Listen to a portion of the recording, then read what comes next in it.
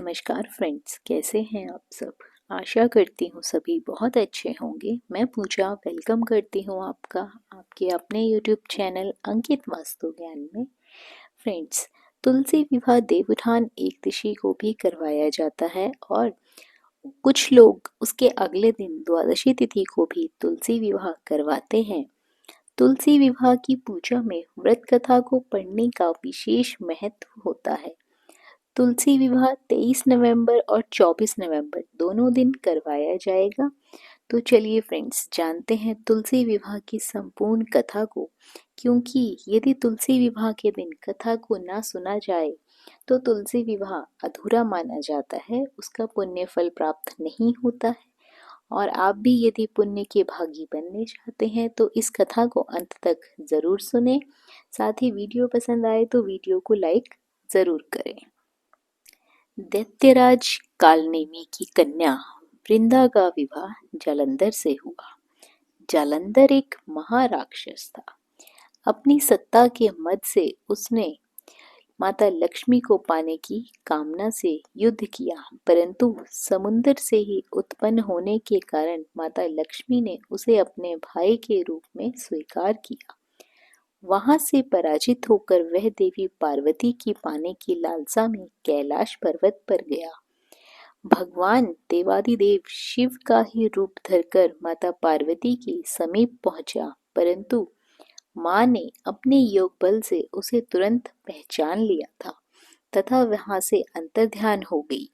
देवी पार्वती ने क्रोध होकर सारा वृत्तांत भगवान विष्णु को सुनाया। जालंधर की पत्नी वृंदा अत्यंत पतिव्रता स्त्री थी।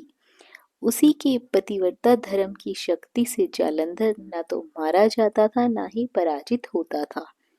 इसीलिए जालंधर का नाश करने के लिए वृंदा के पतिव्रता धर्म को भंग करना बहुत ही आवश्यक था। इसी कारण भगवान विष्णु ऋषि का रूप धारण कर वन में जा पहुंचे, जहां वृंदा अकेले भ्रमण कर रही थी।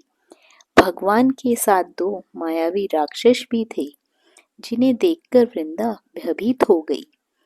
ऋषि ने वृंदा के सामने पल में दोनों को भस्म कर दिया। उनकी शक्ति देखकर वृंदा ने कैलाश पर्वत पर महादेव के साथ युद्ध कर रहे अपने पति जालंधर के बारे में पूछा।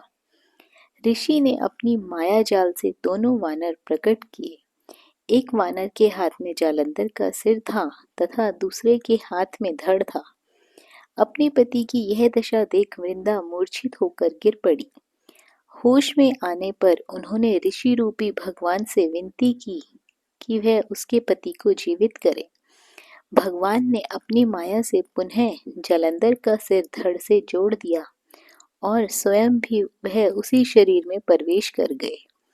वृंदा को इस छल का तनिक भी आभास न हुआ।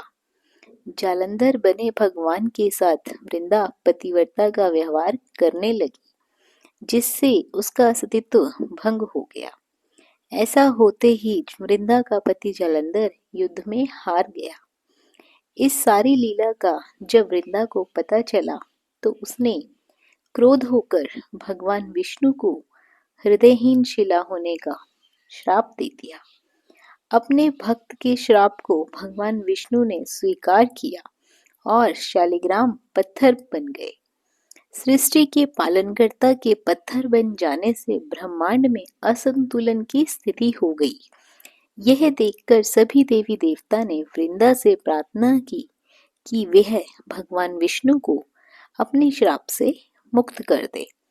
वृंदा ने भगवान विष्णु को श्राप मुक्त कर स्वयं आत्मदाह कर लिया।